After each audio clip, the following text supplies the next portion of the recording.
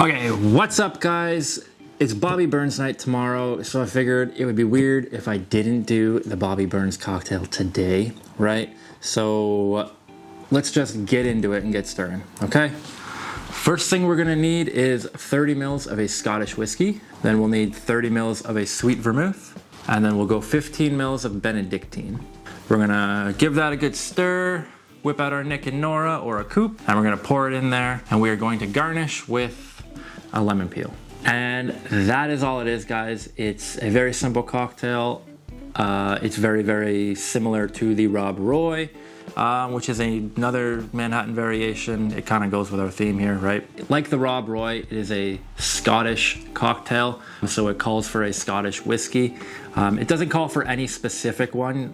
People typically use a blended malt, but you can use any single malt you want as well. I actually only have one right now because I'm out of the others, so I chose to go with my black bottle, which is a blended single malt. It's decent. It's good for cocktails, I feel. There's a slight peat note to it that kind of like brings out, or that comes out nicely in a cocktail like this. Okay.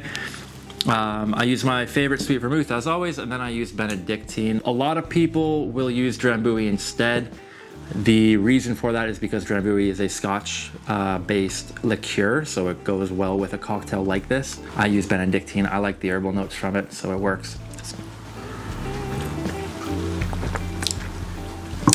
It is genuinely so freaking good. Like, it's super, super nice to drink. Rich, like full of flavor, so many notes in there. It's the kind of drink where you drink it and you're like, I just want to crush this, but you don't because you also want to savor it. It's so freaking delicious. Okay. As far as like the cocktail itself goes though, this recipe, this one specifically dates back to 1930s in Harry Craddock's Savoy Cocktail Book, where he came out with the 1, 1, and then a half.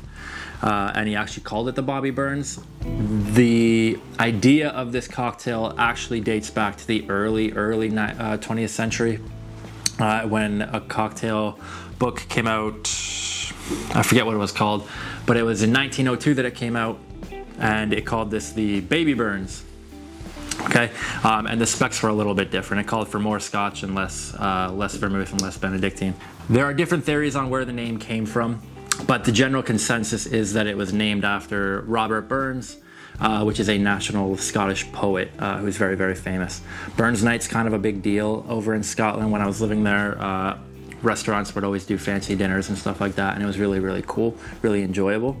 So if you're ever over there, definitely check it out. I mean, if during the time, obviously Bobby Burns Day is tomorrow, so. But that is all that I have for you today, guys. Let me know what you think in the comments, all right? If you do like these videos, hit that like button, hit that subscribe button. I'm gonna have a lot more of these coming out every week, okay? But until then, all right, keep stirring, and cheers.